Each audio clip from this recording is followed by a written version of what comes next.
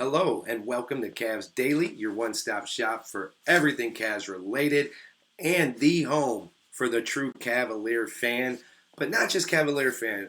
If you're a basketball fan, a NBA fan, a fan of watching people talk about stuff they're passionate about, this is the place for you. I'm the host for you. My name is Paul Williams, and this is presented to you by FanArc. If you could get it out the way so I don't have to ask anymore, please like, subscribe, comment, share if you would be so inclined to, or just give me the next 15 minutes and make your decision from there if it was that bad.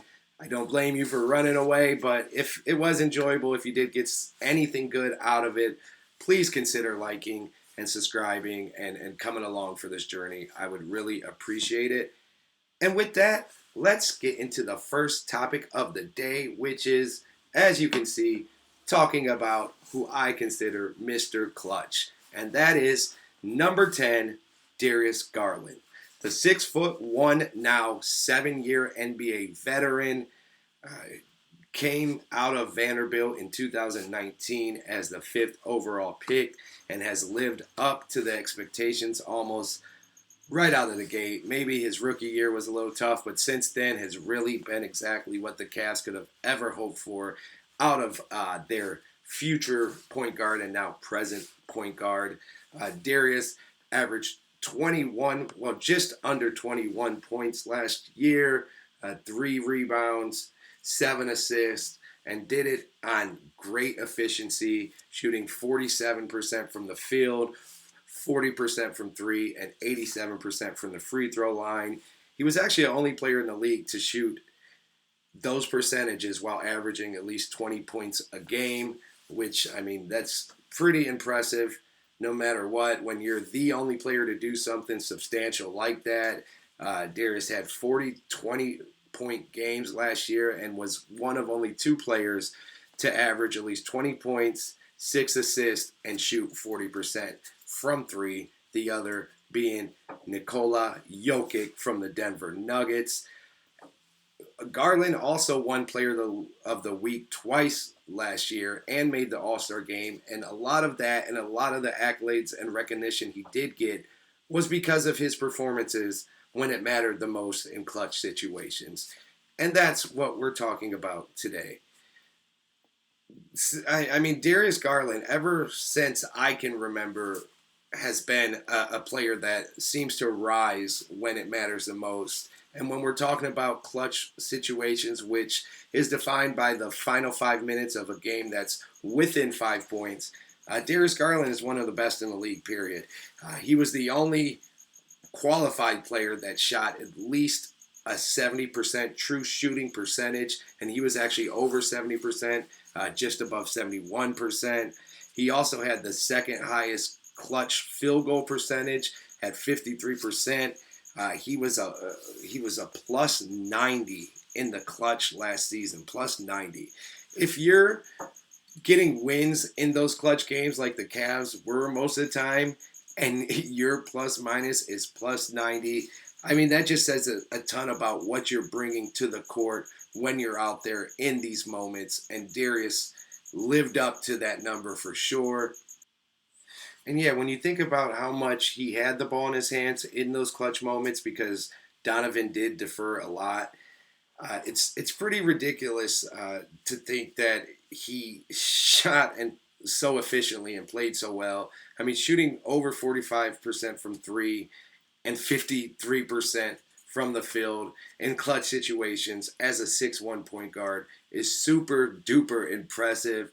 And he always made it look good. You never really felt worried or unsure when Darius Garland had the ball in his hands in those moments. He hit the game winner against the Pistons from just inside half court, hit a ton of big shots in the Boston wins, one of the New York games, the home game against OKC. He hit the dagger 3 that kind of sealed the deal for us. And it just seemed like every time we needed him, he was there for us. He also scored at least 8 points in the fourth quarter in 25 games last season. And if you think about that, there were probably 55 games where the Cavs were winning by so much, they didn't even play their starters in the fourth quarter. So for him to have 25 games of at least 8 points, it's just magnificent, and it really goes to show what type of year that Darius had in the clutch. On March 11th against the Brooklyn Nets, he scored 18 points in the fourth quarter, and he had 8 assists as well. I mean, just some of the things he did throughout last year were truly phenomenal. Just in the regular season in general, he was the only player with 20 points per game on 47% field goal percentage, 40% from three, and at least 87% from the field. He was one of only two to average 20 points, 6 dimes, and shoot 40% from three. Just him and Jokic did that.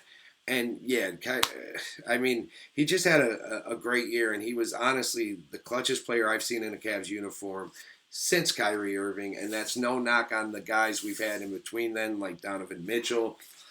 I think Darius Garland is another level special when it comes to clutch time situations. He would have won Clutch Player of the Year last year over Jalen Brunson if the Cavs were in more close games, but we just didn't need our guys on the court that much in those type of games, so he never got to pile up stats like some of his contemporaries. But make no mistake of it, Darius Garland was one of, if not the best clutch player last season. And I mean, the plus minus being at 90 says all you need to know. And people just need to respect him as that, the clutch player that he is. Now, switching it up just a little bit, but keeping with the same theme, as far as crunch time goes and clutch situations, or a situation with just one shot, a tied ball game, 15 seconds left, whose hands do you want the ball in on this Cavs team? I mean, after all I just spewed about Darius Garland, I think you know my answer, and you are correct. Darius Garland is my answer as far as if I just had one guy taking a game-winning shot, I'm giving it to him. I know that's might be crazy with Donovan Mitchell on the same team, and Spida is definitely clutch as well, and he had his moments for sure, like the Boston comeback when he went absolutely bonkers in the fourth quarter, especially the final 3 minutes, and won that game single-handedly. He's done it in some playoff games as well, but I just think overall, on a consistent level, Darius Garland is going to deliver, or has delivered, more in the clutch than anyone else on the Cavs. I mean, I have other guys I feel very comfortable with, like Donovan Mitchell, or even a Max Strus. I love Max Strus in the clutch, and I think he is a very clutch player. I just think Darius Garland is on another level. But yeah, I would love the ball in Donovan's hands, Max Strus's hands, even Evan Mobley's hands. I'd have no problem with any of those guys taking a big shot for us, and I'd feel comfortable still with those guys taking a big shot for us. But to me, if there was just one guy we got to pick in a perfect world, it would be Darius Garland. He has shown time and time again that he can handle those situations and that he thrives and enjoys those situations. And Donovan has shown that he has no problem deferring to Darius Garland in those situations because Donovan trusts him as well. Donovan has played with him for 3 years now. He sees the type of killer that Darius Garland really is in those big moments. So that's who I'm taking if I'm drawing up a play with 8 seconds left in a tied ball game. Who is your play going to be ran for? Please let me know because I really am interested in your guys' opinions on that, and I do plan on talking about that more down the road. But for now, let's take another turn, but not reverse all the way because we're going to stay kind of in the Darius Garland vein at least, as I don't think there's any question he is the most dynamic and best point guard we've had since Kyrie Irving. I don't think it's that close. Colin Sexton, loved him here, but there's levels, and Darius and Kyrie are just different levels than Colin Sexton, and that's not a knock at all. Like I said, I really did like Colin Sexton while he was here. So not knocking him. Please don't take it that way, young bull. Now back to Kyrie and Darius Garland. I think that those two, well, if you just look at Darius's first 6 years in the league, as he's now going into his seventh, and if you look at Kyrie's first 6 years in the league, which all were for the Cleveland Cavaliers, it's a pretty easy comparison, and I think it tells the truth. I think the stats and the numbers say exactly kind of how I feel about the comparison. Kyrie came in with more accolades and more hype as the number one overall pick in the 2011 draft out of Duke, and he lived up to it right away, winning Rookie of the Year. And he had 6 really good years here. He made 4 All-Star teams to Darius Garland's only 2 All-Star teams through his first 6 years. One of the differences, however, is Kyrie didn't win until his 4th year when a certain someone came back.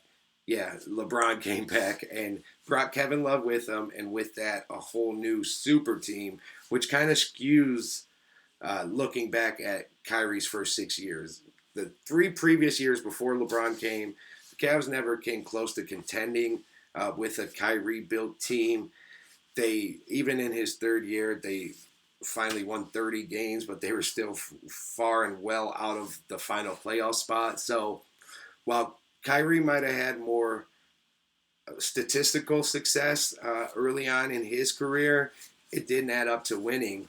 While Darius Garland, by the time he got into his 3rd year, he was leading the Cavs to a 44-win season and the 7th seed before losing in the play-in. So Darius Garland, and he did that all before Donovan Mitchell came. Donovan came the next year in the 21-22 season, just the 3rd in Darius Garland's career. He made the All-Star game and led the Cavs to a 44-win season, which shows that he was affecting winning on a higher level than Kyrie Irving was early in their career. That's just what it is. Yeah, the teams around them mattered, but it's not like the Cavs had a super team by any means. They had Darius and a young Jared Allen and some solid pieces around them. Nothing special, but Kyrie was still able to elevate that. Or I'm sorry, Darius Garland was still able to elevate that team to become a winning team very quickly. Now, statistically, Kyrie comes out ahead a bit as in his 6 years, he averaged 21 points, 3.4 rebounds, and 5.5 assists on almost nearly identical shooting splits. 45% from the field, 38 from 3, and 87 from the free throw line to go with just under 3 turnovers a game. And his stats weren't that much better than Darius. Darius averaged 19 points a game throughout his 6-year career thus far, on also 45% shooting from the field, on 39% shooting from 3, and on also 87% shooting from the free throw line. So very, very similar shooting stats, which is kind of scary actually. And also, they both averaged 3 rebounds. Kyrie just a tick over 3. Darius just a tick under 3. So both right around 3 rebounds, while Darius is just under 7 assists per game to Kyrie's 5.5 in his first 6 years. So they're actually more comparable than at first glance statistically. Now when it comes to clutch moments and high-level clutch moments, Kyrie still does have the lead, obviously, because he did get to play in 3 straight finals before losing his mind. So I don't put as much weight on that because it's kind of an unfair comparison point. But just overall, as clutch players, they were both 2 of the clutchest players I've seen watching basketball in my time, in my lifespan. So I just think I just did this comparison because I think it's a lot closer than you might hear people say, or you might even think off first glance if you just hear Kyrie versus Darius Garland. And I don't know who I'm taking for sure. I mean, I guess Kyrie has a little more defensive potential when he really wants to lock in, but he's also more of a head case, so you never know what Kyrie you're going to get at any given moment. I think Darius Garland is a better overall leader of a team just because his demeanor is a bit calmer and you know what you're going to get out of him. And I think Darius Garland also matured a lot quicker than Kyrie Irving did. Even though Kyrie also did mature and he was never like a clown or anything, but I just think as far as a professional basketball player, Darius Garland did mature a bit quicker, and that kind of helped lead to winning faster for him. So it's a good comparison. It's interesting. It's closer than people think. And I just wanted to throw it out there to you guys and let you make your choice and your decision from there. Now, to wrap the show up today, just kind of want to look ahead and think about will the Cavs be making any deadline deals this year? They have been a player at the deadline pretty consistently in the past, whether it's a big move or a small move. They're always either making a move or rumored to have been very close to making a move. So there's a good chance that could be the case again. And there's numerous scenarios where they will be active at the trade deadline if they're underperforming or if they're performing very well but can tell they're just a piece away, or if they have more injuries than they are expecting right now with just Strus and Garland starting the season injured. So there's a lot of different scenarios where they could realistically end up an obvious buyer at the trade deadline. And if I'm making a guess right now, I would say they do make some type of trade. May not be a DeAndre Hunter trade like they made last season, maybe even a smaller scale than that, as I don't know if they have the assets or the ability to really pull anything too big off, and I don't think they want to rock the boat anyway.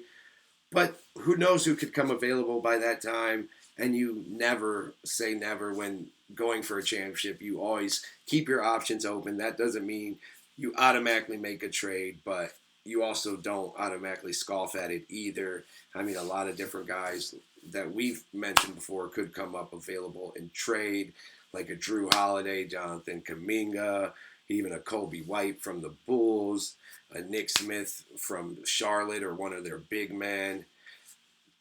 Nick Richards in Phoenix could be a trade target at some point. Portland still has Robert Williams and other young bigs that they may be willing to depart with come February or January of next year. So I do think the Cavs will be players and will make a move. I don't think it'll be earth-shattering, but if like a Drew Holiday doesn't get bought out, I could see them going to try to get creative and bring him in.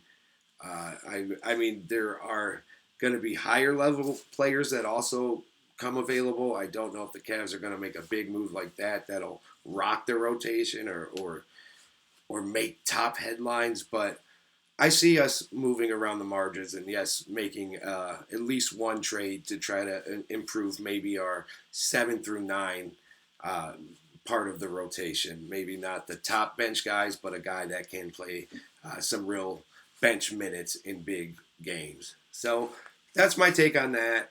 And with that, we are already over the 18-minute mark. I'm sorry I've been rambling. Gonna wrap this up. I appreciate you guys if you're still here with me.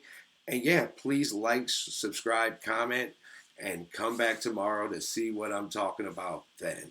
Appreciate you guys and hope you have a wonderful day.